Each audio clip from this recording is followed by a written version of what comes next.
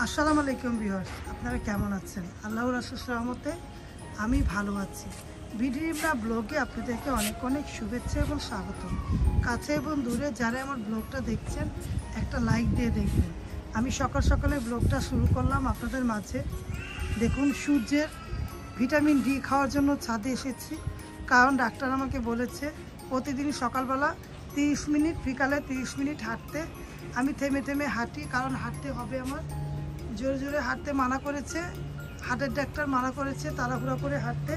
আবার বাথরুমের ডাক্তার বলেছে সকালে আর বিকালে আধা ঘন্টা 1 ঘন্টা হাঁটতে, সকালে আধা ঘন্টা, বিকালে আধা ঘন্টা হাঁটতে। এখন দুই দিকে ডাক্তার, দুই নিয়ম, তারপরেও নিয়ম মতো চলতে হবে। ওই ডাক্তারের মতোও চলতে হবে, এই ডাক্তারের মতোও চলতে হবে। তাই আমি সকাল সকালে চলে আসলাম হাঁটার জন্য। প্রতিদিনই হাঁটি, প্রতিদিন তো দেখাই না ভিউয়ার্স, আপনাদেরকে আজকে দেখাচ্ছি। দেখুন প্রকৃতিটা, রৌদ্র, ঝলমলা রোদ, এই রোদ্রের মধ্যে আমি হাঁটা শেষ, তাই ক্যামেরাটা অন করলাম। পুরো আধা ঘন্টা আমি হাঁটলাম, হেঁটে এখন চলে যাব। তার আগে আমি আপনাদেরকে প্রকৃতিটা দেখাচ্ছি ঘুরিয়ে ঘুরিয়ে। দেখুন ঝলমলা রোদের প্রকৃতি, রোদটা একেবারে কড়া উঠেছে, অনেক রোদ। এই মিষ্টি রোদে হাঁটতে ভালো লাগে, তাই না ভিউয়ার্স? আমিও হাঁটছি, ভালো লাগছে। পুরো আধা ঘন্টা হাঁটলাম আমি। আমার ভিডিওটা আপনাদের কাছে কেমন লাগে কমেন্ট করবেন, কমেন্ট করতে ভুলবেন না। যারা যারা আমার ভিডিওতে আছেন তারা একটা লাইক দিয়ে দেখবেন। আর আপনারা ভালো আছেন, তাই না ভিউয়ার্স? ভালো থাকবেন এই কামনাই করি। আমাদের জন্য দোয়া করবেন, আমরাও যাতে ভালো থাকি। দেখুন গেট ফুল বলে এটাকে, গেট ফুলের শুভেচ্ছা নিয়ে নেবেন, নয়নতারা ফুলের শুভেচ্ছাটাও নিয়ে নেবেন। শুভেচ্ছা আপনারা নিতেই থাকবেন, আর আপনারা আমাকে ভালো ভালো কমেন্ট করেন। আলহামদুলিল্লাহ, অনেক ভালো লাগে। আপনাদের কমেন্টগুলো দেখলে আমার কাছে অনেক ভালো লাগে। এভাবে করে আমাকে কমেন্ট করবেন, ভালোবাসবেন, সাপোর্ট করবেন। আবার আপনারা সাপোর্ট করলে আমার ভালো লাগবে। আর এই ব্লগের পাশাপাশি রিমনা হোমস্টার ফুড ব্লগ নামে আমার একটা চ্যানেল আছে, চাইলে ওটাতে একটু ঘুরে আসবেন, ভালো লাগবে। ভালো লাগলে লাইক, কমেন্ট, শেয়ার করে দেখবেন।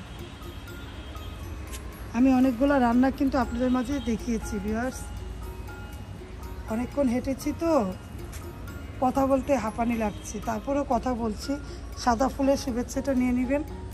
এখানে শুধু সাদা ফুল।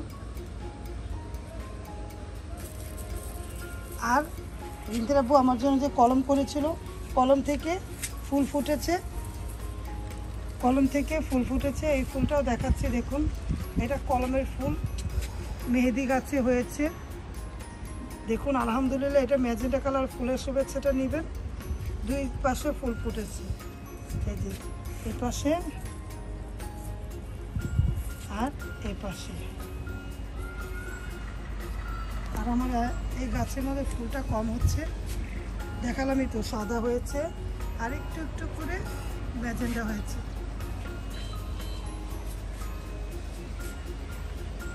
কে কীভাবে দিনটা শুরু করেন কমেন্ট করে জানাবেন।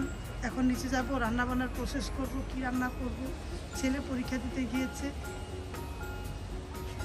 রান্না বান্না করব। কি রান্না করব, সকাল হলে মেয়ে বোনদের, মা বোনদের, আন্টিদের এইটা একটা কাজ। সকাল হলে কি রান্না করবে, কে ছেলে মেয়ে হাজব্যান্ড কি খেতে পছন্দ করে, ওইভাবে রান্না বান্না করতে হয়, তাই না ভিউয়ার্স? আমার একটা নিয়ম কি, দুপুরেরটা রাতে আমার অভ্যাস হয়ে গিয়েছে তো। রিন্তির আব্বু, রিন্তির আয়ন দুপুরেরটা রাতে অত পছন্দ করে না। গরু মাংস হলে 2 বেলা খায়, আর নাহলে দুপুরে যদি যেটাই রান্না করি দুপুরে খায়, রাতে অন্য আইটেম করে দিতে হয়। আমি অল্প অল্প করে রান্না করি, কিন্তু ফ্রেশ রান্না করে দেই। আমি বাসি রান্না ওদের খাওয়াই না, কোনো সময় খাওয়াই না ওদের। আজকেরটা যেমন দুপুরেরটা রাতে খাবে ওই রকম দেই না। আমি অল্প অল্প করে রান্না করি, রান্না অল্প করি কিন্তু ফ্রেশ করে রান্না করে দেই। ওরা এইভাবে করে খাওয়া দাওয়া করে, এইভাবে করে আমার জীবনটা যায়। ভালো লাগে, ওরা যেটাতে খুশি হয় আমার কাছেও ভালো লাগে। ভালো লাগাটাই কাম্য, তাই না? আমার কাছে যেটা ভালো লাগে আপনাদের মাঝে ওইভাবেই শেয়ার করি আমি কি যেভাবে ব্লগটা তৈরি করি ওইভাবে করে আপনারা দেখেন, আলহামদুলিল্লাহ ভালো লাগে। বিকালে ওদেরকে আমি আগের থেকেই বিকালে নাস্তা তৈরি করে দেখুন কবুতরগুলো উঠছে। আমি বিকালবেলা ওদেরকে নাস্তা তৈরি করে দিতে ভালোবাসি, কারণ ঘরের তৈরি ফ্রেশ খাবারই ভালো লাগে। কষ্ট হলো, ওদের জন্য রান্না করি, ভালো লাগে। তাহলে আজকের ভিডিওতে কি কি আছে দেখতে থাকুন। আরেকটা জিনিস আপনাদের মাঝে শেয়ার করব, আমার গাছ থেকে আমি উঠিয়েছি 8টার সময়, দেখাবো। চলুন আপনাদের দেখাই, ভালো লাগতে পারে ভিউয়ার্স।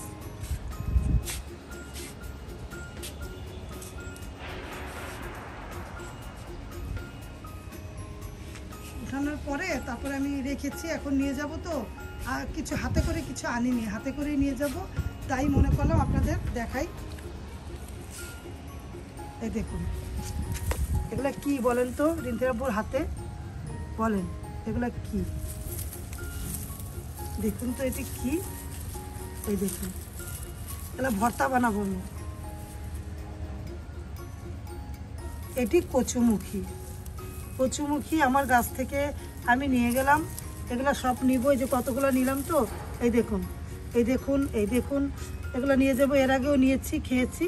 এখন আমি, আপনারা কে কে কচুমুখী ভর্তা পছন্দ করেন? আমি কচুমুখী ভর্তা বানাবো, এটা চিংড়ি মাছ দিয়েও খাওয়া যায়, কিন্তু আমি ভর্তা বানাবো। দেখুন কচুমুখীটা দেখাই, এরকম গাছ থেকে কার কার পছন্দ, দেখুন যেটুকু হয় আলহামদুলিল্লাহ। যেভাবে একটা ভেঙেছি তো, এইভাবে করে হয়ে গিয়েছে। কার কার পছন্দ কমেন্ট করবেন। এইভাবে করে আমি একটা উঠিয়ে দেখাচ্ছি আপনাদের, দেখুন, দেখুন, দেখতে পাচ্ছেন আপনারা? এই যে কচুমুখী, দেখেছেন? এই কচুমুখীটা উঠিয়ে ফেললাম, এইভাবে করে আমি সবগুলো উঠিয়েছি, মাটি থেকে হয়েছে। ভালো লাগলে লাইক কমেন্ট শেয়ার করবেন, সাথে থাকা বেল আইকনটা ক্লিক করে দেখবেন। হাতে দাও আমার, কার কার এভাবে কচুমুখী পছন্দ কমেন্ট করবেন। এইভাবে দেখুন, দেখুন,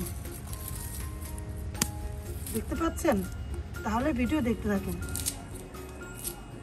ভিউয়ার্স। এটা কাছের পুঁই শাক, দেখুন। এই যে গেলাম ছাদে হাঁটতে, আমি নিয়ে আসলাম। আর আপনাদের সামনে যে কচুমুখীটা নিয়ে এসেছি, বালি ছিল অনেক, এগুলো বালি পরিষ্কার করে ভালো মতো করে ধুয়ে তারপরে কেটে এখন আবার ধুয়ে আপনাদের সামনে নিয়ে আসলাম। দেখুন এ কটা হয়েছে, এইটা হোক চৌটুকু, আলহামদুলিল্লাহ। ঘরের জিনিস এটা তো অনেক, নিজের গাছ থেকে এই কেটে রাখা আর কি নিয়ে আসলাম, উঠিয়ে তারপরে ভালো মতো করে ধুয়ে লবণ দিয়ে এখন আমি চিংড়ি মাছ, গুঁড়া চিংড়ি দিয়ে রান্না করবো, নাহলে ভর্তা বানিয়ে ফেলবো, যেটি করি। অল্প হোক না, গাছের জিনিস অল্প হইলে, ওদের মুরগি মাংস তরকারি আছে, এটা আমার হইলে হয়ে যাবে। আর এই যে শাকটা রান্না করব, ভাজি কিংবা চিংড়ি মাছ যেটাই হোক, ভাজি করতে পারি, বলতে পারি না। এটা রান্না করছি দেখুন, কারণ গাছের জিনিস ভালো লাগে। যেটুকু হয়েছে আর এটুকু হয়েছে, অনেকবার খেয়েছি তো আর নেই, এটুকু আলহামদুলিল্লাহ। আবার এটুকু না আনলে আর নষ্ট হয়ে যাবে। দেখুন গাছের জিনিস, এবার ধুবো, দেখেছেন কত ভালো লাগে না গাছের জিনিস এটা। আর এই যে কচুমুখীটা, এটা আমার গাছের থেকে হয়েছে, দেখতে ভালো লাগে। এটা 2-3বার খেয়েছি, এখন মনে করলাম উঠাই আপনাদের দেখাই, এই যে দেখালাম। ভিডিও দেখতে থাকেন, ভালো লাগলে লাইক কমেন্ট দিবেন। আর আমি ডিম রান্না করবো আজকে, ডিম ভুনা করবো। হ্যাঁ, টমেটোটা ডিম ভুনা করবো। ওরা বলেছে ডিম খাবে, ডিম ভুনা যে ভেজে ভালো মতো করে ভেজে ডিম ভুনা করবো, এই রান্না বান্না করবো, আর কিছু করবো না। চিংড়ি মাছ বের করেছি, যদি লাগে